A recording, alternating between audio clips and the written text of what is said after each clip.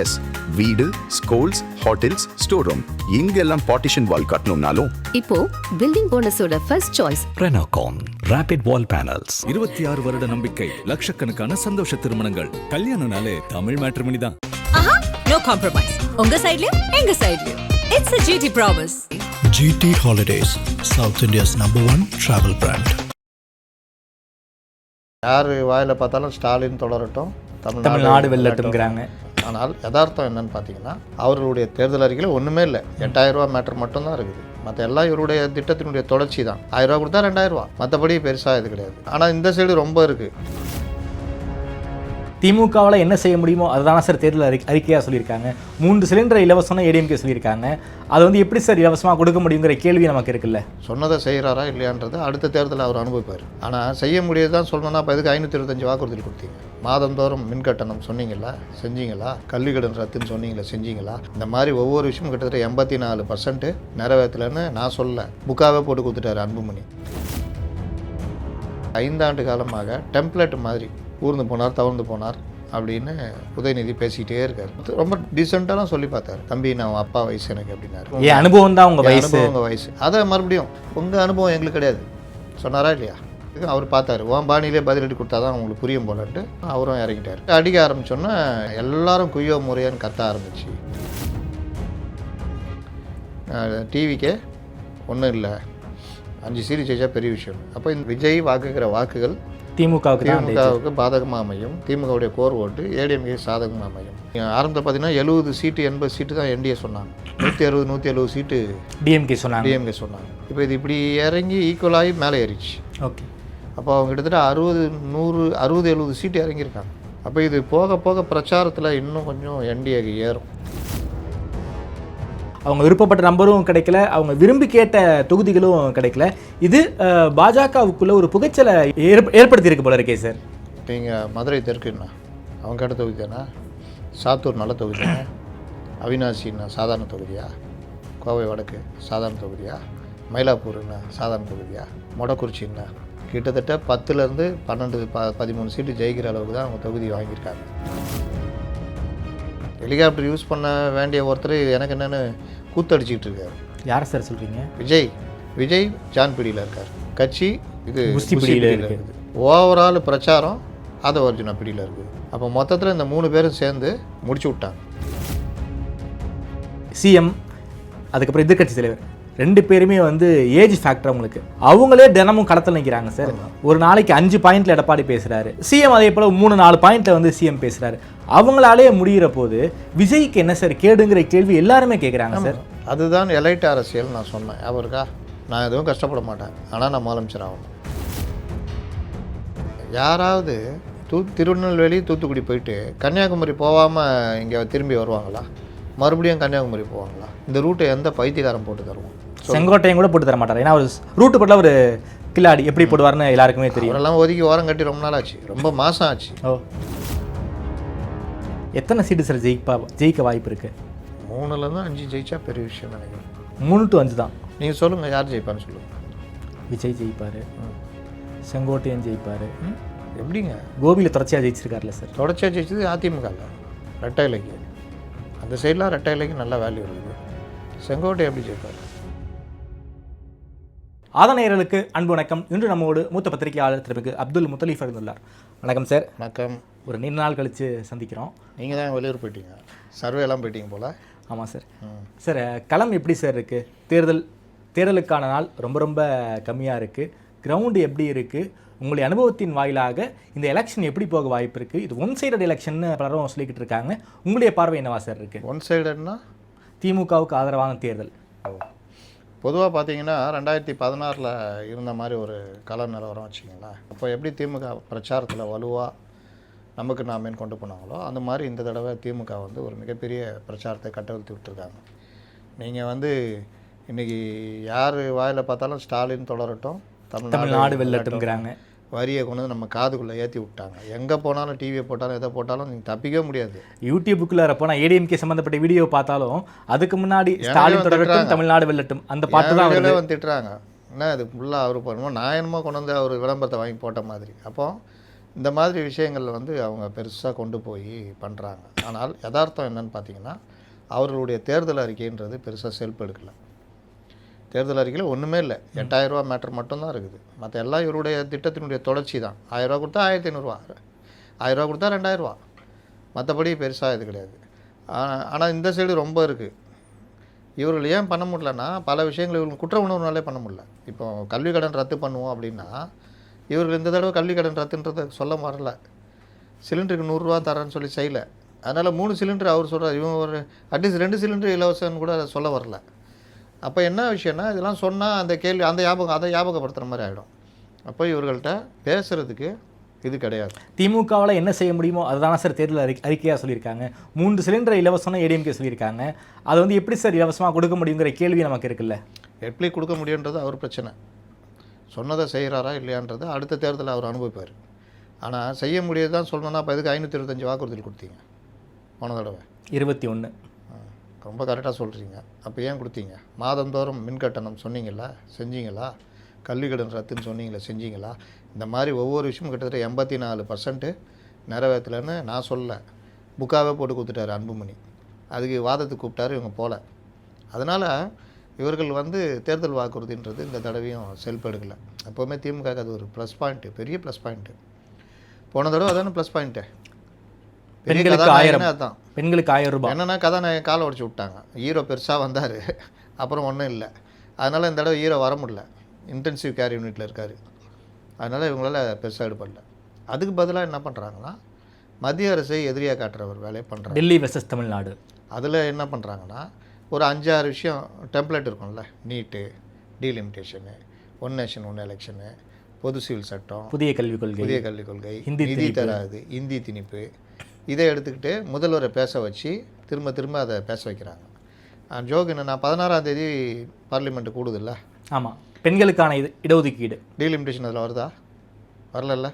அப்புறம் இன்றைக்கி முதலமைச்சர் பொங்குறாரு, டீலிமிட்டேஷன் வந்தால் 60களில் இருக்கிற திமுகவை பார்ப்பீர்கள் ஆய்வுன்னு மத்திய அரசுக்கு எதிரான விஷயங்களை வச்சு, அதுவும் ஏற்கனவே பல தடவை பேசி சலிச்சு போன விஷயங்கள், மக்கள் விரும்பாத விஷயங்களை வச்சு இவர்கள் பதிவு பண்ணுறாங்க. இந்தியை திணிக்க விட மாட்டேன் அப்படின்னா ஜனங்கள் அதை பெருசாக எடுத்துக்கிற மாதிரியே இல்லை இந்த காலத்தில். அதே மாதிரி நீட்டில் இவங்க தான் மாட்டினாங்க. இப்போ நீட்டுக்கு எதிராக இந்த மாதிரி இப்படியே போகிறாங்க. இன்னொரு பக்கம் என்ன பண்ணுறாங்க, தனிப்பட்ட தாக்குதல். எடப்பாடி பழனிசாமி சப்ஜெக்ட் பேசிகிட்டே இருக்கார். அவரே 5 ஆண்டு காலமாக டெம்ப்ளேட் மாதிரி ஒரு என்ன சொல்லுவாங்க, ஒரு டிஃபால்ட்டு மாதிரி ஊர்ந்து போனார், தவழ்ந்து போனார், மிதந்து போனார் அப்படின்னு உதயநிதி பேசிக்கிட்டே இருக்கார். உச்சபட்சமாக போய் வம்பு இழுத்தோன்னா அவரும் இறங்கிட்டார். 2 பேருமே இறங்கிட்டாங்க. அதோட அவரையும் இறக்கி விட்டாங்க. இறக்கி விட்டு அடிக்க ஆரம்பித்தோன்னா இவர்களுக்கு, அதாவது நீங்கள் என்னை திட்டிகிட்டே இருக்கீங்க, அதோடைய வலி எனக்கு தான் தெரியும், உங்களுக்கு தெரியாது. என்னை இழிவுபடுத்திகிட்டே இருக்கு. நான் திரும்பி 2 வார்த்தை திட்டினோன்னே உங்களுக்கு அந்த வலி தெரியுது. அப்போ குய்யோ முறைன்னு கத்துறீங்க. இதுதான் இங்கே நடந்தது. அப்போ அந்த புல்லிங்னு வாங்கல்ல, அந்த புல்லிங் வந்து மாதிரி இவரை பண்ணிக்கிட்டே இருக்காங்க. திருப்பி 2 சைடும் இது வரம்பு மீறி ரொம்ப அருவருக்கத்தக்க ஒரு இப்போ மட்டும் பிரச்சாரமாக போயிடுது. எல்லாருமே இப்போ மட்டும் வர்றீங்க 2 சைடும். இந்த சைடு 5 வருஷமாக பேசும்போது யாருமே பேச காணும்.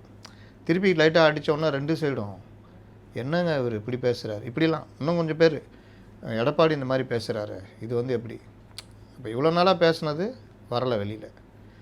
யாராக இருந்தாலும் அவர் ரொம்ப டீசெண்டாலாம் சொல்லி பார்த்தாரு. தம்பி நான் அப்பா மாதிரி, அப்பா வயசு எனக்கு அப்படின்னாரு. தம்பி என் வயசு அனுபவம் தான் உங்கள் வயசுன்னாரு. அதை மறுபடியும் கிண்டல், பாருடா உங்கள் அனுபவம் எங்களுக்கு கிடையாது சொன்னாரா இல்லையா? அதில் ஒரு கிண்டல். அப்போ இந்த மாதிரி விஷயங்கள் எல்லாத்துக்கும் அவர் பார்த்தாரு. உன் பாணியிலே பதிலடி கொடுத்தா தான் அவங்களுக்கு புரியும் போலன்ட்டு அவரே இறங்கிட்டாங்க. நான் என்ன சொன்னால் அவரே இறக்கி விட்டுட்டாங்க. அது ஒரு கட்டத்தில் இவர்கள் வலிக்க ஆரம்பித்தோடனே எல்லாரும் குய்யோ முறையான்னு கத்த ஆரம்பிச்சு, இப்படி பண்ணிட்டாருன்னு. அதுக்கப்புறம் ஒரு மாதிரி நிறுத்திக்கிட்டாங்க இவங்கள.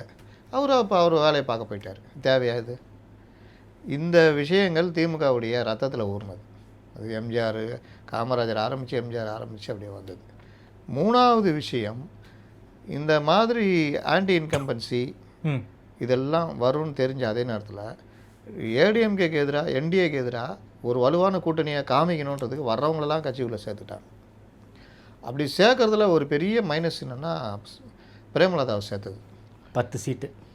அது சேரும் பொழுதே என்னென்னா அவர்களும் உரிய மரியாதை கிடச்சிருந்தால் யாரும் கண்டுக்கிட்டு இருக்க மாட்டாங்க.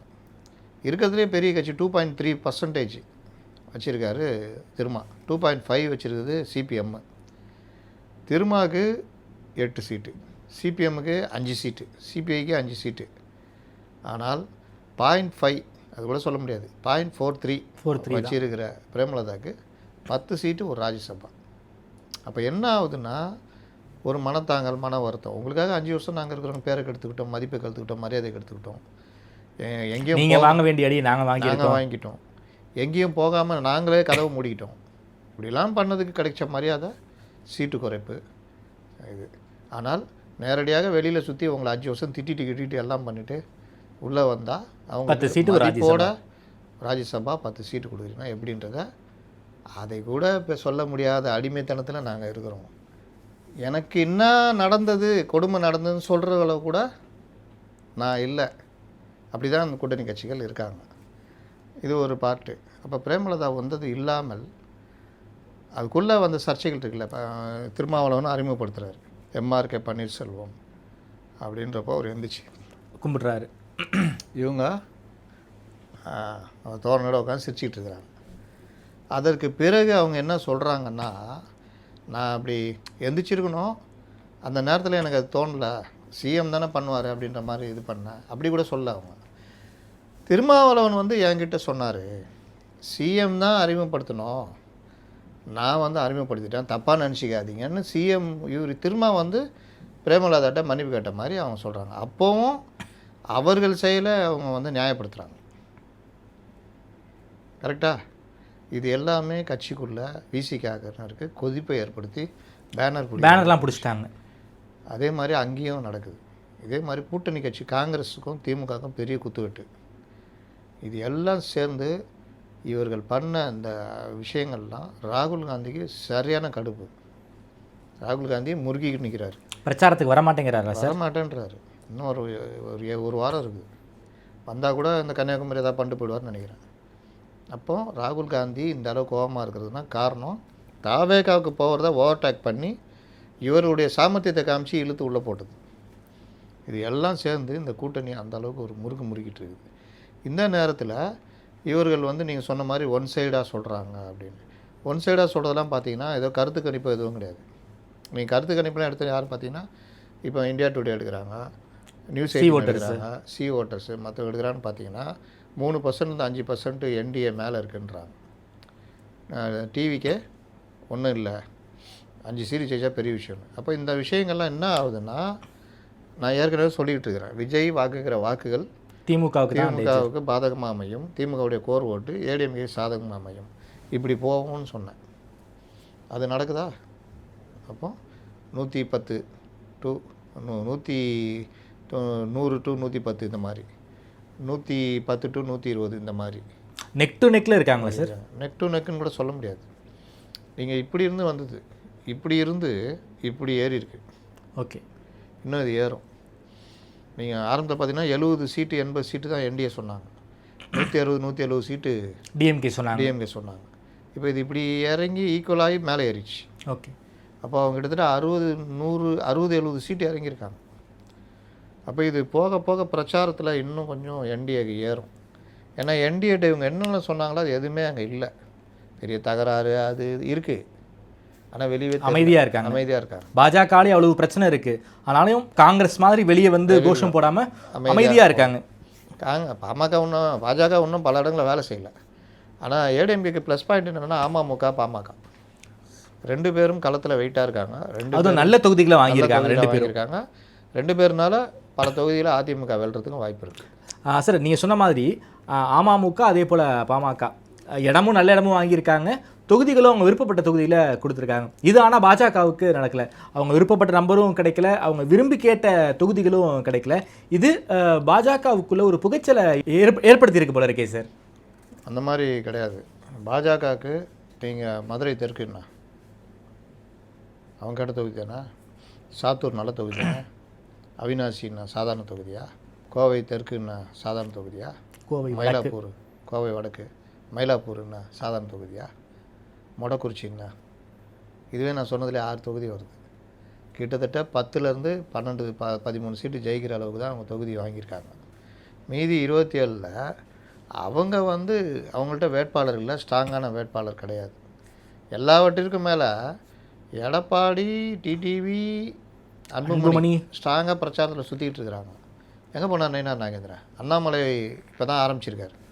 நயினார் நாகேந்திரன் எங்கே போனார்? அவர் தொகுதிக்குள்ளே முடங்கியிருக்காரு. தொகுதிக்குள்ளே முடங்கவே தேவையில்லை. ஏன்னா அங்கே பாமகவே அமமுகவே 35,000 ஓட்டுக்கிட்ட வாங்கியிருக்கு. ஏடிஎம்கே ஓட்டு வேறு இருக்குது, ஈஸியாக ஜெயிக்கலாம். விசைகராஜா போட்டதுனால கொஞ்சம் பயந்துகிட்டு இருக்காரு. இது மாதிரி ஒவ்வொருத்தரும் அங்கே முடங்கினா கணக்கு அப்போனா தலைவர்கள் தேர்தல் நிற்கக்கூடாது, சுற்றணும். அப்போ இந்த மாதிரி விஷயங்கள்லாம் பாஜகவுடைய அடுத்த கட்ட தலைவர்கள்னு பார்த்தீங்கன்னா இவங்க போய் பார்த்துக்கினாங்க. அவங்க தொகுதியில் சுற்றும் போதே பிரச்சனையாக பார்த்துக்கிட்டாங்க. தமிழிசை மேலாப்பூரில் சுற்றிட்டு இருக்கிறாங்க. சென்னைன்றதுனால அவங்க கொஞ்சம் மீடியாக்களில் தெரியுறாங்க. மற்றபடி யார்? ப்ரொஃபஸர் சீனிவாசன் கொஞ்சம் பேசிகிட்டு இருக்காரு. இதை தாண்டி நீங்கள் பெரிய அளவில் அவங்க வேட்பாளர்களே சொல்லுங்கள். கருப்பு முருகானந்தம் பெருசாக யாரும் இதாக மாட்டாங்க. அண்ணாமலையுடைய ஆதரவாளர் எல்லாரையுமே கிட்டத்தட்ட ஓரங்கட்டியாச்சு. அண்ணாமலையும் கூப்பிட்டு வான் பண்ணி தான் இப்போ பிரச்சாரம் பண்ண வைக்கிறாங்க. ஸோ அவரையுமே ஒரு மன வருத்தத்தில் இருந்தார். இப்போது டெல்லி அவரை கூப்பிட்டு பேசியிருக்காங்களா சார்? அது முன்னாடியே பேசிட்டாங்க. இது பிரதமர் லாஸ்ட்டாக வந்தார்ல, அப்போ தான் கடுமையாக பேசிட்டு போனார். அதுக்கப்புறம் தான் அண்ணாமலைகிட்ட மாற்றம் தெரியுது, பிரச்சாரம் பண்ண ஆரம்பிச்சிருக்கு. அவருக்குன்னு தனியாக ஒரு ஹெலிகாப்டர்லாம் கொடுத்துருக்காங்க போல இருக்கே சார். தெரியல, ஸ்டார் கேம்பெயின் எடுத்தாருங்க. அதில் உங்களுக்கு மாறுபட்ட கருத்து இல்லை சார். தமிழக முதல்வர், எதிர்க்கட்சி தலைவர் இவர்களே கூட வந்து ஹெலிகாப்டரை யூஸ் பண்ணல, பெரும்பாலும் டொமஸ்டிக் ஃப்ளைட்ஸை தான் போய்கிட்டு இருக்காங்க. அப்படிப்பட்ட சூழலில் அண்ணாமலைக்கு வந்து ஹெலிகாப்டர் கொடுத்துருக்காங்க. அது ஒரு முக்கியமான விஷயம் தானே சார் அது? அண்ணாமலை பாண்டிச்சேரியில் இருந்தார், அவரை உடனடியாக வர சொன்னதுனால ஹெலிகாப்டரில் வந்தார். ஓகே, கூட்டம் நடந்துட்டு இருக்குது, உடனே வாங்கினாங்க, அதனால் வந்தார். மற்றபடி அவர் எங்கே ஹெலிகாப்டர் யூஸ் பண்ணுறாரு? ஹெலிகாப்டர் யூஸ் பண்ண வேண்டிய ஒருத்தர் எனக்கு என்னென்னு கூத்தடிச்சிக்கிட்டு இருக்காரு. யாரை சார் சொல்கிறீங்க? விஜய். குறைந்த நாள் இருக்குது, பல இடங்களில் இவர் எதிர்பார்த்துக்கிட்டு இருக்காங்க. போய் இறங்கி பிரச்சாரம் பண்ணிட்டு போகலாம். ஆனால் ரோட் ஷோ தான் போவேன், டைம் ஆகிடுச்சுன்னா ரிட்டர்ன் வந்துடுவேன், அதுவும் பிரச்சாரத்தினால சைக்கிளில் தான் போவேன், சில இடங்களில் எனக்கு என்னென்னு கட் பண்ணிடுவேன், இப்படிலாம் பண்ணிக்கிட்டு இருக்காரு. உண்மையிலே அவர் தான் ஹெலிகாப்டர். நான் ஆரம்பத்தில் பேசின ஞாபகம் தான், 2 ஹெலிகாப்டர் பேசி வச்சுருக்காங்க, தமிழ்நாடு ஃபுல்லாக சுற்ற போகிறாங்கன்னு. இந்த ஆதவெலாம் உருட்டியிருந்தார். கடைசியில் எதுவுமே நடக்கலை. இப்போவாது குறுகிய காலத்தில் ஏதாவது பண்ணுங்கன்னா அதுவும் பண்ண காணும். வட மாவட்டங்கள் பக்கம்லாம் போவையிலன்னு கதறாங்க அங்கே வேட்பாளர்கள்லாம். என்னங்க எல்லா வேட்பாளரும் அனாதையாக விட்டுட்டாருங்க. வேட்பாளர் பேரை கூட சொல்ல மாட்டேங்கிறாரு சார் பிரச்சாரத்தில். அதை தான் அனாதையாக விட்டுட்டான்றாங்க. இப்போ நீங்கள் ஒரு வீட்டுக்கு போகிறீங்க, நீங்கள் கல்யாணம் ஆகி நீங்கள் உங்கள் பையன் பொண்ணு ஒய்ஃப்லாம் போகிறாங்கன்னா ஒரு உள்ளே போய் அறிமுகப்படுத்துறீங்கன்னா நீங்கள் எல்லாத்தையும் ஹாயின்னு சொல்லிட்டு நீங்கள் வந்துகிட்டே இருந்தீங்கன்னா ஒய்ஃப் உங்களை திட்ட மாட்டாங்க? ஏங்க வர்றீங்களா, யார்கிட்டையும் அறிமுகப்படுத்த மாட்டிங்களா, குழந்தைய அறிமுகப்படுத்த மாட்டிங்களான்னு? அப்போ இதுதான் உங்களை மக்கள்கிட்ட அறிமுகப்படுத்தினா தானே இதாகும், ஓட்டு போடுவாங்க. யாரை மட்டும் பண்ணார்? பிரபுவை மட்டும் பண்ணார். இதுதான் விஜய்கிட்ட இருக்கிற பிரச்சனை. அனைத்துக்கும் காரணமானவராக விஜய் இருக்கார். விஜய் ஜான் பிடியில் இருக்கார், கட்சி அது இது பிடியில் இருக்குது, ஓவரால் பிரச்சாரம் ஆதவ அர்ஜுனா பிடியில் இருக்குது. அப்போ மொத்தத்தில் இந்த 3 பேரும் சேர்ந்து முடிச்சு விட்டாங்க, துரோகத்தனம் பண்ணியிருக்காங்க. ஆதவ அர்ஜுனா வந்து பிரபகண்டா செக்ரட்டரி. ஆமாம், விஜய்க்கு 3 பேர் துரோகம் பண்ணியிருக்காங்க. விஜய்க்கு மட்டும், கட்சியில் இவங்களை நம்பி நிற்கிறவங்களுக்கும். ஏன் சார் கேம்பெயினில் இப்படி கோட்டை விடுறாங்க? திறமையின்மை சார். நம்ம சிஎம்மும் சரி, அதுக்கப்புறம் வந்து டெப்டி சிஎம்மும் சரி, அதே போல் வந்து எதிர்க்கட்சி தலைவரும் சரி, பாஜகவில் முக்கிய புள்ளிகளும் சரி, எல்லாரையும் வேட்பாளர்களை அறிமுகப்படுத்தி வச்சு தான் பேசுகிறாங்க. இது தாவேக்கால மிகப்பெரிய மிஸ்ஸிங்கில் சார். அப்புறம் எப்படி சார் மக்கள் மத்தியில் வந்து ஒரு கனெக்ட் அவங்களால உருவாக்க முடியும்? புதிய முகங்கள் வேறு, பழைய முகங்களே வந்து அறிமுகப்படுத்துகிறாங்க. எம்ஆர்கே பன்னீர்செல்வம் வந்து வெல் நோன் ஃபேஸ் குறிஞ்சிப்பாடியில், அவருக்கு இன்னொரு கட்சி வந்து வேட்பாளர் அறிமுக கூட்டம் போடுவாங்க. இதெல்லாம் வந்து திராவிட கட்சிகள் நடக்கும். இது எல்லாமே வந்து மிஸ் பண்ணுறாங்களே சார். முதல்வர் தன்னை ஒப்படைச்சிட்டார் அந்த டீம்கிட்ட. அவங்க என்ன சொல்கிறாங்களோ செய்கிறாரு. விஜய் சைக்கிள் ஓட்டாருங்க, நீங்களும் சைக்கிள் ஓட்டுங்க, நாளைக்கு ஓட்டுவார். இப்போ அவர் அந்த பிரச்சார யுக்தி என்ன பண்ணுறாங்களோ அதை பண்ணிகிட்ருக்காரு. அது ஒரு பெரிய டீமே ஒர்க் ஆகுது. அவ்வளோ பெரிய கட்சி 6-7 டீம் ஒர்க் பண்ணுது. எடப்பாடி பழனிசாமி அவருக்கு ஒரு பக்கா நாலேஜ் இருக்குது, ப்ளஸ்ஸு டீமும் இருக்காங்க. அந்த இதோட அவர் ஒர்க் பண்ணுறாரு. அந்த மாதிரி அண்ணாமலை அவருக்கு ஒரு டீம் இருக்குது, அவருக்கும் நாலேஜ் இருக்குது, அவர் பண்ணுறாரு. இந்த மாதிரி எல்லாருமே இறங்கி பண்ணுறாங்க. இவர் ஜானுன்ற ஒரு ஆள் நம்பிக்கின்னு எந்த வித ஏற்பாடும் இல்லாமல் எனக்கு என்னென்னு போகிறாரு. இவங்களுக்குள்ள ஒரு கூட்டு முடிவு எதுவுமே கிடையாது. இப்போ தேர்தலில் 234 பேரை நிற்கணும்னு சொல்லி அறிமுகப்படுத்திட்டீங்க, தள்ளி விட்டீங்க. அதுக்கப்புறம் அவங்கள திரும்பி பார்த்தீங்கன்னா இன்ன வரைக்கும் திரும்பி பார்க்கல. நடுவில் எங்கேயோ வேட்பாளர் மாற்றிருக்காங்க போல இருக்கே சார், அது கூட விஜய்க்கு தெரியுமா எனக்கு தெரியல. அப்போ என்ன ஆகுதுன்னா, இவர் 234 தொகுதியிலையும் என்ன நடக்குதுன்னு மேலிடத்துக்கும் வேட்பாளர்களுக்கும் ஒரு கனெக்ஷனும் இல்லை. நான் எல்லா இடத்துலையும் பேசுனதில்ல. ஓகே, தனித்தனியாக அனாதை மாதிரி சுற்றிக்கிட்டு இருக்கிறாங்க.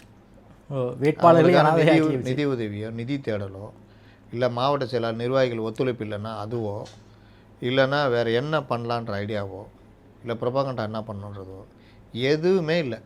இந்த போன்னு பற்றி விட்டாங்க, அவனாக அங்கே சுற்றின்னு இருக்காங்க ஒவ்வொரு வேட்பாளரும்.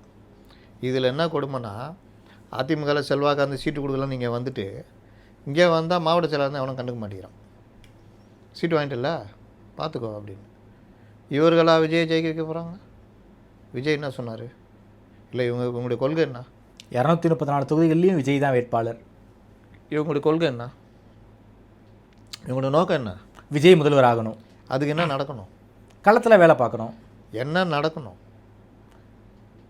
எம்எல்ஏக்கள் ஜெயிக்கணும். ஆமாம், எம்எல்ஏக்கள் ஜெயிக்கணும். ஆமாம். அப்போ எம்எல்ஏக்காக ஒருத்தரை போடுறாங்கன்னா அவரை ஜெயிக்க விடாமல் பார்த்துக்கிட்ட வேலை பண்ணனா விஜய் எப்படி முதலமைச்சர் ஆவார்னு கேட்குறேன். ஸோ உள்ளடி வேலைகள் நடக்குது தேவைக்காவுக்குள்ள. வேற என்ன? 3 துரோகிகள்னுல்ல. ஆமாம். முதல் துரோகி விஜயை தப்பாக ஐடியா கொடுத்து ஒன்றும் இல்லாமல் ஆக்கி கட்சியை வழங்கூடாமல் பண்ணி கட்சிக்குள்ளே வர்றவங்களே இது பண்ணி தனக்குள்ளேயே எல்லாத்தையும் வச்சுக்கிட்டு பண்ண ஜான். 2வது துரோகி அதோ ப்ரொபகண்டா செக்ரட்டரி. தேர்தலே நின்றக்கூடாது. வில்லிவாக்கத்தில் நிற்கிறாரே சார். அதாங்க தேர்தலே நின்றக்கூடாதுன்றான். நிற்காம 234 தொகுதிக்குமான ப்ரொபகண்டா ஒர்க்கு ப்ளஸ் அந்த வேட்பாளர் கட்சிக்காரங்க இவங்களுக்கான ஒரு இணைப்பாக செய்யணும். ஏன்னா 2 பேரை பார்த்தா பயப்படுறாங்க. ஆதவையும் புசியும் பார்த்தா தான் கட்சிக்காரன் பயப்படுறான். அப்போ நீங்கள் பம்பரமாக சுற்றி விஜயுடைய இதை நீங்கள் ஈடுகட்டணும். நீங்கள் பிரச்சாரம் பண்ண தேவையில்ல, அட்மினிஸ்ட்ரேட்டிவ் ஒர்க் பண்ணணும்ல. நீங்கள் போய் ஒவ்வொரு தொகுதியிலும் என்ன நடக்குது, ஏது நடக்குது, வேலை எங்கே ஸ்டாக் ஆகுது, மாவட்ட சில ஒத்துழைக்கல்னு அவனை கூப்பிட்டு திட்டி விடுறது, எல்லாத்தையும் ஒருங்கிணைச்சி வேலையை ஸ்பீடு பண்ணி என்னென்ன பேசணும், என்னென்ன கொடுக்கணும், எப்படி கொண்டு போகணும், இதெல்லாம் பண்ணுமா வேணாவா? மையத்திலேருந்து பேச்சாளர் யார் வரணும்? ஏங்க திமுகலெல்லாம் 5 பேர் 6 பேர் முடிச்சிடுறாங்க. தேர்தல் முடிவுக்குள்ள 5 பேர் வந்து பேசிட்டு போயிடுறாங்க. உதயநிதி பேசுகிறாரு, கனிமொழி பேசுகிறாங்க, மற்ற தலைவர்கள் வந்து பேசுகிறாங்க, முதல்வர் கூட்டணி கட்சி தலைவர் வந்து பேசுகிறாங்க, கூட்டணி கட்சி தலைவர்கள் பேசுகிறாங்க. ஒரு தொகுதிக்கு 5 பேர் ஸ்கெட்யூல் அப்படி போட்டிருக்காங்க சார். இங்கே யாருமே இல்லைங்க. ஒரு வேட்பாளர் கேட்குறாரு, இவர் கிடைப்பாரா, இவர் வந்து எங்கள் தொகுதியில் பேசுவார். பொதுக்கூட்டம் கூட போட முடியல. நாஞ்சில் சம்பத்தை வச்சு ட்ரை பண்ணலாமே சார். எத்தனை பேர்கிட்ட போய் நாஞ்சில் சம்பத்து போவார்? 234 தொகுதிக்கு நாஞ்சில் சம்பத்து போக முடியுமா? அவர்கிட்ட டேட் இருக்குமா? வேறு யார் இருக்கா சொல்லுங்கள்? செங்கோட்டையன் வருவாரா? அவர் தொகுதியில் முடங்கிட்டார். அது எப்படி கரெக்டாக இருக்கும்? விஜய் என்ன முடிவு எடுத்துருக்கணும்? கீ கேடர்ஸ் யாரும் நிற்காதீங்கன்னு சொல்லியிருக்கணும். செங்கோட்டையன் சார் நீங்கள் நிற்காதீங்க, ஏதாவது டம்மி போடுங்க, அப்புறம் கூட அவங்கள இது பண்ணுங்க, ராஜினாமா பண்ணிட்டு. நீங்கள் ஆதவு புஷி 3 பேருமே இந்த தேர்தலில் இறங்கி வேலை செய்யுங்க. நான் ஜெயிக்கணும், ஜெயிச்சா பிறகு நான் யாரையா ராஜினாமா பண்ண சொல்ல கூட அவங்கள நிற்க வைக்கிறேன். 6 மாதம் டைம் இருக்குது. அப்போ புஷி என்ன பண்ணுறாரு தெரியுமா? அவருடைய துரோகத்தனம், அவருடைய மாவட்ட செயலாளர் எவனுமே புஷி என்ன செய்யணும்? நம்ம தலைவர் ஜெயிக்கணும்பா, போட்டிருக்க வேட்பாளருக்கு மனம் திறந்து எந்த வகையில் ஆதரவு கொடுக்குறியோ அவன் ஜெயிக்கணும், அவ்வளோதான், அதுதான் அவன் வேலைன்னு. ஆனால் என்ன நடக்குது? எந்த மாவட்ட செயலாளர் புஷி போட்ட ஆளுங்க பாதி பேர் ஒத்துழைப்பே தரதில்லை. வேட்பாளருக்கு ஒத்துழைப்பே தரதில்லை. யாருக்கு ஒத்துழைப்பு தராங்க? அவங்க இடத்துல கம்முன்னு இருக்காங்க, பட்டும் போடாமல் இருக்காங்க. இன்எஃபிஷியன்சி ஒன்று, கோபம் ஒன்று, நமக்கு சீட்டு கிடைக்கலங்கிற சீட்டு கிடைக்கலன்னு. ஒருவேளை இவர் ஜெயிச்சு எம்எல்ஏ ஆகிட்டார்னா, இவர் மாவட்ட செயலாளர் ஆகிட்டார்னா அந்த இது இப்படிலாம் வச்சுட்டு எப்படிங்க விஜய் ஜெயிக்க முடியும்? வில்லிவாக்கத்தில் ஆதவ் ஜெயிப்பாரா சார்? போட்டி கடுமையாக இருக்குது. 2 பேரும் யாரும் ஜெயிப்பாங்கன்னு சொல்ல முடியாது. ஓகே, நான் சொல்ல வர்றது என்னென்னா, 234 தொகுதியில் விஜய் ஜெயிக்கணும்னா அந்த வேலையை தானே நீங்கள் பார்க்கணும். அப்போ போராட்டம் வெளியில் தான் நடக்கணும், உள்ளுக்குள்ளே நடந்தால் சரி. எங்கே நிதி பிரச்சனை இருக்குது, எங்கே என்ன பிரச்சனை, ஏதாவது காது கொடுத்து கேட்குறீங்களா வேட்பாளர்கிட்ட? 234 வேட்பாளர்கிட்டையும் ஒருத்தர் ஓடி போயிட்டார். 33 பேர்கிட்டையும் நீங்கள் நிர்வாகிகள் கழிச்சிட்டு பார்த்தா ஒரு 200 வேட்பாளர்கிட்ட என்னப்பா பிரச்சனைன்னு எங்கேயாவது மேல் இடத்துலேருந்து ஃபோனோ இல்லை ஏதாவது ரிப்போர்ட் அனுப்புங்க, இந்த மாவட்டம் ஒத்துழைக்க மாட்டேங்கிறேன், உடனே அனுப்புங்க, உடனே கூப்பிட்டு பேசுகிறேன். எவ்வளோ நேரம் ஆகும்? 10 நிமிஷம். திமுகவில் அதை டீல் பண்ணுறதுக்கே ஒரு குழு ஒன்று இருக்குன்னு நினைக்கிறேன் சார். திமுகவில் மாவட்ட பொறுப்பாளர் இருப்பான்ல. ஆமாம், தேர்தல் பார்வையாளர்னு ஒருத்தர் போட்டிருப்பாங்களே. இங்கே தெரியுதா? இதுதான் இவர்களுடைய இன்ஃப்ராஸ்ட்ரக்சர் இல்லைன்னு திரும்ப திரும்ப சொன்னது. அதே மாதிரி பிரச்சாரத்துக்கு கீழே இளைஞர்கள் ரெடியாக இருக்கிறான். அவனுக்கு சும்மா கும்பல் வந்து நிற்பான். அவனை ஒருங்கிணைக்கிறார், அவனை வழி நடத்துறார். ஒரு கேடர் இருக்கணும் அங்கே. ஒரு இளைஞர் அணின்னு இருந்திருந்தா தமிழ்நாடு ஃபுல்லாக இளைஞர் அணி நிர்வாகி இருந்திருப்பானா? அவன் பார்த்துக்குவான்ல. பேருக்கு தானே இளைஞர் அணி இருக்கு. மாணவர் அணின்னு இருந்திருந்தான் அவன் பார்த்துக்குவான்ல. மகளிர் அணின்னு இருந்திருந்தால் அவங்க சுய உதவிக்குள்ளேருந்து எல்லாத்தையுமே இறங்கி அவங்க வீடு தோறும் போய் அவங்க பார்த்துருப்பாங்க, பிரச்சாரத்துக்கு போயிருப்பாங்க. தொழிற்சங்க அணி பார்த்துருக்கீங்களா நீங்கள்? தாவேகா தனியாக இறங்கி ஒர்க் பண்ணுவாங்க. அதிமுகவில் வேலை பார்ப்பாங்க. அண்ணா தொழிற்சங்கம் வேலை, சிஐடி இறங்கி வேலை பார்க்க பார்த்துருக்கீங்களா? இங்கே தொழிற்சங்கம் இருக்கா அந்த கட்சியில்? தொழிற்சங்கம்னா என்னது உங்களுக்கு தெரியுமா? இதை உட்காட் அமைப்புன்னு சொன்னால் என்ன சொன்னீங்க? தலைவர் இட்டுன்னு வந்து இட்டாந்து போகிறது தான் உட்காட் அமைப்புன்னு சொன்னீங்களா இல்லையா? ஆணவ பேச்சு இருந்ததா இல்லையா? இப்போ என்னாச்சு? நான் சொன்னது தான் மாறி இருக்குதாங்க. என்ன நான் திட்டுனாங்க. மற்றவன் வந்து அவதூறு பேசினான், திட்டுனான், நம்ம புத்தி சொன்னோம், அதுக்கே கோபம் வந்தது. ஞாபகம் இருக்கா? நான் ஆரம்பத்துலேருந்து சொல்கிறேன்னா இந்த கட்சியில் இது இல்லை, இந்த பிரச்சனை இருக்குது, இதை சரி பண்ணணும், விஜய் இப்படி இயங்கணும், விஜய் இந்த மாதிரி பண்ணணும், பிரச்சாரத்துக்கு இன்னும் கொஞ்ச நாள் தான் இருக்குது, விஜய் இந்த மாதிரி பண்ணணும், தினமும் பிரச்சாரத்துக்கு போகணும், எவ்வளோ விஷயம் சொல்லணும். ஒரு நாள் போனாலும் 2 நாள் போக மாட்டேங்கிறாரு. சொன்னதில் தான் மாற்றம் இருந்ததா? அன்றைக்கி எவ்வளோ பேர் வந்து திட்ட வச்சிங்க, என்னென்ன பண்ணீங்க? நீங்கள் எங்கே போனாங்க? வாரியர்ஸ் எங்கங்க அன்றைக்கி? நான் கேட்குறேன், விர்ச்சுவல் வாரியர்ஸ் இருக்காங்களா சமூக வலைதளத்தில்? திமுக செய்து அங்கே இப்படி பண்ணுறாங்கன்னு நெகட்டிவ் எடுத்து போட்டுட்ருக்காங்க. பாசிட்டிவாக என்ன போகுது? உங்கள் வேட்பாளர் இங்கே சிறப்பாக செயல்படுறாரு, இங்கே இந்த வேட்பாளர் கலக்கிறாருன்னு எங்கேயா போட்டிருக்கீங்களா பாசிட்டிவாக? அர்ஜிதா அக்னலுக்கு சீட்டு கொடுக்கல, அந்த அம்மா திமுக தூக்கிடுச்சு திமுக போயிட்டாங்க. என்ன அப்போது இவர்களுடைய இதுதான் சார். எனக்கு புரியல சார். சிஎம் அதுக்கப்புறம் எதிர்கட்சி தலைவர் 2 பேருமே வந்து ஏஜ் ஃபேக்டர் அவங்களுக்கு. அவங்களே தினமும் களத்தில் நிற்கிறாங்க சார். ஒரு நாளைக்கு 5 பாயிண்டில் எடப்பாடி பேசுகிறாரு. சிஎம் அதே போல் 3-4 பாயிண்டில் வந்து சிஎம் பேசுகிறாரு. அவங்களாலே முடிகிற போது விஜய்க்கு என்ன சார் கேடுங்கிற கேள்வி எல்லாருமே கேட்குறாங்க சார். அதுதான் எலைட் அரசியல் நான் சொன்னேன். அவருக்கா சுயநலம், நான் எதுவும் கஷ்டப்பட மாட்டேன், ஆனால் நான் முதலமைச்சர் ஆகணும், இப்படி பண்ணுறவரா நாளைக்கு உங்களுக்கு ஒவ்வொரு சீனியர் சிட்டிசன்ஸே களத்தில் நிற்கிறாங்க சார். காலையில் சிஎம் வந்து வாக்கிங் போயிட்டு அங்கே ஒரு பிரச்சாரம் பண்ணுறாரு. ராமதாஸ் மயக்கம் போட்டு விட்டார். Correct sir. 2 பேரை விட சீனியர் ராமதாஸ் ஐயா. அவர் மயக்கம் போட்டு விட்டாருங்க. அவங்க வானதி சீனிவாசன் ஒரு பெண்ணு சுற்றி அவங்க மயக்கம் போட்டு வந்து லாஸ்ட்டில் கிரிட்டிக்கலாகி இப்போ தான் இன்றைக்கி தான் ஒரு இது வீடியோ போட்டிருக்காங்க, படுத்தபடி நான் கூடி சீக்கிரம் வந்துடுவேன் அப்படின்னு. அவங்க சசிகலா அவங்க வயசுக்கு அவங்க சிஎம், அதுக்கப்புறம் அதே போல் எடப்பாடியார் வயசை விட அவங்க அதிகம். ஆமாம், அவங்களுமே பிரச்சாரம் பண்ணிக்கிட்டு இருக்காங்க, களத்தில் இருக்காங்க தினமும். ஏன் இவர் கட்சியிலேயே இவர் போகிற இடத்துலலாம் வயசானவங்க இருக்க மாட்டாங்களா? இல்லை சார், எக்ஸாம்பிளுக்கு சொல்கிறேன் சார். சொல்கிறேன், இவர் போகிற இடத்துல இவர் கட்சியிலேயே வயசானவங்க இருப்பாங்களா, காத்துக்கிட்டு இருப்பாங்க. அதெல்லாம் கூடவா நீங்கள் முக்கியம்னு கேட்குறேன். வண்டி இருக்குது, வசதி இருக்குது, ரொம்ப சிம்பிளுங்க. நான் ஒரு மாதம் முன்னாடி சொன்னேன், 234 தொகுதியை 39 எம்பி சீட்டாக பிரிங்க. ஒரு எம்பி சீட்டுக்கு 6 தொகுதி சட்டமன்ற தொகுதி வேட்பாளர் இருப்பான். 6 வேட்பாளர் 2 எம்பி கவர் பண்ணுங்க. 12 இது ஒரு நாளைக்கு. இல்லாட்டி ஒரு நாளைக்கே 2 எம்பி சீட்னா 6 பேர் பிரித்து ஒரு மீட்டிங் போட்டு ஹெலிகாப்டரில் போய் இறங்குங்க, பேசுங்க. அடுத்த உடனே ஜெயலலிதா அப்படி தான் சார் பண்ணாங்க. 16 அப்படி பண்ணாங்கன்னு நினைக்கிறேன். ஏன் யாராவது இங்கே திருநெல்வேலி தூத்துக்குடி போயிட்டு கன்னியாகுமரி போகாமல் இங்கே திரும்பி வருவாங்களா? மறுபடியும் கன்னியாகுமரி போவாங்களா? யாராவது பண்ணுவாங்களா? இந்த ரூட்டை எந்த பைத்தியக்காரன் போட்டு தருவோம்? செங்கோட்டையும் கூட போட்டு தர மாட்டார். ஏன்னா ஒரு ரூட்டு போட்டால் ஒரு கில்லாடி எப்படி போடுவார்னு எல்லாருக்குமே தெரியும். அவரெல்லாம் ஒதுக்கி ஓரம் கட்டி ரொம்ப நாள் ஆச்சு, ரொம்ப மாதம் ஆச்சு. அப்போ இந்த மாதிரி பைத்தியக்காரத்தனத்தை யாராவது பண்ணுவாங்களா? தூத்துக்குடி முடிச்சுட்டு அங்கேயே தங்கிட்டு மறுநாள் காலையில் கன்னியாகுமரி எல்லாம் இது பண்ணிட்டு அங்கே தங்கிட்டு அப்புறம் அப்படியே தென் மாவட்டங்கள்லேருந்து அப்படியே வந்து ஒவ்வொரு மாவட்டமாக வந்தீங்கன்னா ஒரு டூர் கரெக்டாக இருக்கும். அதுன்னு எங்கெங்கே வந்துடுது? ஹோம் சிக்கா? இந்த குழந்தைங்களுக்கு ஹோம் சிக் இருக்குங்க, வீட்டுக்கு வந்துடணும். 6 மணிக்கு மேலே நான் பிரச்சாரமே பண்ண மாட்டேன். ஒரு நாளைக்கு 4 இடம் பேசுகிறாரு எடப்பாடிலாம். ஆமாம், ஒரு நாளைக்கு. எஸ், ஆமாம். நீங்கள் 4 நாளைக்கு ஒரு இடம் பேசுகிறீங்க. இப்போ எப்படி நீங்கள் முதலமைச்சர் ஆக முடியும்? இப்போ அவங்களுக்கு தெரிஞ்சு போச்சா? நீங்கள் இப்போ போய் கேளுங்க தாவேகா தொண்டர்களை, உங்கள் ஆள் சிஎம்மாக ஜெயிச்சு முதலமைச்சராவான்னு கேளுங்க. சொல்கிறாங்க சார், வந்துருவாருங்கிறாங்க சார். அது முரட்டு அடிமன்றாங்களா? அது பொதுவாக கேட்டு பாருங்கள். அதான் நிலமை. அப்போது இவர்கள் ஒரு நம்பிக்கையில் ஓட்டிகிட்டு இருக்கிறாங்க. எந்த இதையும் நான் செய்ய மாட்டேன், ஆனால் நான் ஜெயிப்பேன்னா எப்படி முடியும்? ஒரு ஓட்டப்பந்தயம் 100 மீட்டர் ஓடி ஜெயிக்கணும்னா கூட அதுக்கு முன்னாடி பல 1000 தடவை அந்த 100 மீட்டரில் நீங்கள் ஓடி இருக்கணும், ப்ராக்டிஸ் பண்ணியிருக்கணும். அப்போ தான் நீங்கள் 100 மீட்டர் ஜெயிக்க முடியும். Practice make a man perfect. அதனால் தாவேகா கிட்டத்தட்ட சீட்டு வாங்க முடியாது, ஓட்டு வாங்குவாங்க. அந்த கண்டிஷன் தான் போகிறாங்க. எத்தனை சீட்டு சார் ஜெயிக்க வாய்ப்பு இருக்குது?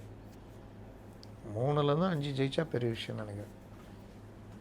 3 to 5 தான். நீங்கள் சொல்லுங்கள், யார் ஜெயிப்பான்னு சொல்லுங்கள்.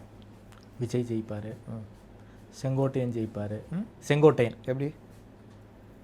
எப்படிங்க கோபியில் தொடர்ச்சியாக ஜெயிச்சிருக்காருல்ல சார்? தொடர்ச்சியாக ஜெயிச்சது அதிமுகவில் ரெட்டை இலைக்கு. அந்த சைடெலாம் ரெட்டை இலைக்கு நல்ல வேல்யூ இருக்குது. செங்கோட்டை எப்படி ஜெயிப்பார்? டிகே பிரபு சார். டிகே பிரபுல 5 முனை போட்டிங்க. அப்போ காரைக்குடியில் தாவேகா பிரபு, சீமான் என்டிகே, மாங்குடி காங்கிரஸ், அமமுக தேர்போல் பாண்டியன் 4. இன்னொருத்தர் யார்? அவங்க சசிகலா ஃபேக்டர் அங்கே இருக்குன்னு நினைக்கிறேன் சார். இதில் சீமான் இது நல்ல வாக்கு வாங்கினாங்க. அதே மாதிரி அமமுக செம்ம வாக்கு வாங்கியிருக்காங்க. இப்போ அமமுகவும் அதிமுகவும் ஒன்றா இருக்காங்க. ஆமாம். பாஜக வேறு அங்கே. இந்த 3 ஃபேக்டர் இருக்குது. சீமானு பிரபு பிரிக்கிற வாக்கு, மாங்குடிக்கு போகின்ற வாக்குகள். இல்லை, மாங்குடிக்கும் தொகுதியில் கெட்ட பேர், அவ்வளோ கெட்ட பேர் இல்லை சார். ஆமாம், அவர் நல்ல ஒரு எம்எல்ஏ தான். மாங்குடிக்கு சில இதெல்லாம் கேட்டார் சிஎம்கிட்ட, சரியாக பண்ணித்தரல.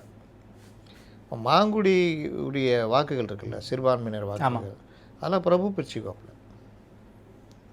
சீமான் கொஞ்சம் பிரிப்பார். சீமான்றது ஃபேக்டர் ஒன்று இருக்குல்ல, சீமான் ஃபேக்டர் முக்கியமான ஃபேக்டர். அப்போ சீமானும் பிரபுவும் பிரிக்கிறது மாங்குடி வாக்குகள் அடிப்படும், ஏடிஎம்கே தான் அடிப்படும். இதில் லாஸ்ட்டில் ஃபஸ்ட்டுன்னு பார்த்தா ஏடிஎம்கே கூட தட்டுறது வாய்ப்பு இருக்குது. இப்போ எல்லோரும் சேர்ந்து 30,000 வாங்க, ஏடிஎம்கே 31,000 வாங்குதுன்னா ஓகே. ஏன்னா 4 இருக்கிறதுல இதில் 4 பேர் பிரிச்சுக்கணும். அப்போ யார் கொஞ்சம் அதிகம் வாங்குறாங்களோ சொல்ல முடியாது. சீமான் கூட முதல் தடவையாக கணக்கை தொடங்கலாம். சீமானுக்கு அதிகமாக வந்துச்சுன்னா சீமான் தான். அதனால் யாருக்குன்றது கஷ்டம். என்னுடைய கணிப்பு இதெல்லாம் பயன்படுத்தி சொல்ல முடியாது. அமமுக வேட்பாளர் கூட அடிக்கலாம். ஓகே. ஸோ சார், உங்கள் கணக்கு 4-5 பேர் யார் சார் வர வாய்ப்பு இருக்குது? இங்கே இழுபறி இது வில்லிவாக்கம், பெரம்பூர் வந்துடுவார் விஜய். போட்டிலாம் கிடையாது அவர்.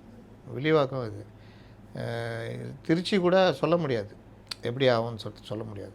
இழுபறி வேறு எனக்கு தெரிஞ்சு இந்த சைடு வாணியம்பாடி, திருப்பத்தூர், ஆம்பூர், இங்கே 3மே களத்தில் நல்லா இருக்காங்க. வாணியம்பாடிலாம் போட்டியே யாருக்கு ஆயிடுச்சுன்னா, அவர் 15 வருஷமாக ஒன்றுமே பண்ணல செந்தில்ன்றவர் அப்படின்னு போயிடுச்சு. முஸ்லீம் லீக் தான் அங்கே கொடுத்ததுனால திமுகவினர் கடுமையான கடுப்பில் இருக்காங்க. இஸ்லாமியர்கள் ஓட்டு தாவேகா வேட்பாளரும் இஸ்லாமியர் புர்ஹானுதீன் சொல்லிட்டு, அவர் ஏற்கனவே காங்கிரஸில் இருந்து அங்கே நல்லா மரியாதைலாம் உண்டு. அப்போ அங்கே இவர் வேறு ஓட்டு பிரிக்கிறார், செல்வேந்திரன் சொல்லிட்டு திமுக இது பாமக ஐயா ராமதாஸ் குரூப்பு. அதே மாதிரி பன்ருட்டி வேல்முருகன் கட்சியும் பிரிக்கிறாங்க. இந்த ஓட்டுலாம் டிஎம்கேவுடைய ஓட்டு. அது இல்லாமல் இஸ்லாமியர்கள் ஓட்டும் ஸ்ப்ளிட் ஆகுது, இவருக்கு வருது. ஓகே, தாவேகா வேட்பாளருக்கு. இப்போ செந்தில் மேலே அதிருப்தி இருக்குது. செந்தில்கிட்ட வன்னியர் ஓட்டு பிரிகிற வாய்ப்பு இருக்குது. இப்போ இந்த மாதிரி ஃபேக்டர்லாம் பார்க்கும்போது வாணியம்பாடி வேட்பாளர் கூட அங்கே ஜெயிக்கிறதுக்கு வாய்ப்பு இருக்குது. என்னென்னா அவர்களும் தனியாக போராடிட்டு இருக்கிறாங்க. மாவட்ட செயலாளர்கள் ஒத்துழைப்பு இல்லை, எனக்கு என்னென்னு அந்த மாவட்ட செயலாளர் பண்ணுறாரு, மற்றவர்களும் ஒரு இது இல்லை. அப்புறம் எப்படிங்க விஜய் வேட்பாளர் ஜெயிப்பாங்க? இப்போ அங்கே ஒரு தடவை விஜய் திருப்பத்தூர், வேலூர், வாணியம்பாடி இந்த சைடு வந்தார்னா இன்னும் வெற்றி ஸ்பீடப் ஆகும் அப்படின்றாங்க. இவர் போவாரா? அப்போ இந்த மாதிரி இடங்களில் தான் வெற்றி வாய்ப்புகள் இதாக இருக்குது. எக்மோர்லேயும் போட்டி இப்போ கொஞ்சம் ஸ்பீடப் ஆகிருக்குது. யாருக்கும் சார்? ராஜ்மோகனுக்கும் தமிழன் பிரசன்னாகும். அவர் அபிஷேக்கு இளைஞர் பண்ணுறாரு. ஆனால் அங்கே 2 பேருமே, ராஜ்மோகன் கொஞ்சம் பரவலான ஆள், பிரசன்னாவுக்கு திமுகவினர் சப்போர்ட் இருக்குது. ராஜ்மோகனுடைய பிரச்சாரம் கொஞ்சம் ஸ்பீடப்பாக இருக்குது. அதனால் அங்கே எப்படி போகும்னு தெரியாது. பிரசன்னா பிரச்சாரம் நல்லா இருக்கே சார், அவர் பல்லாவரத்தில் இருக்காரு, நான் இங்கேயே இருக்கேன் அப்படின்னு பிரச்சாரம் பண்ணுறாரு சார். பிரசன்னா புதுப்பேட்டையில் குடியிருக்காரு, இங்கேயே இருக்கணும்னு அர்த்தம். எக்மோரில் தான் இருக்கேன், என் வீடு எக்மோரில் தான் இருக்குங்கிறாரு. எக்மோரில் இருந்தால் அந்த தொகுதியில் இருக்கிறவங்கள திரும்பி பார்க்காம போகிற ஆள்லாம் இருக்காங்க. இதில் தான் இருந்தார் நம்ம துரைமுருகன், அவர் தொகுதியில் தான் இருப்பார். அதெல்லாம் கணக்கா?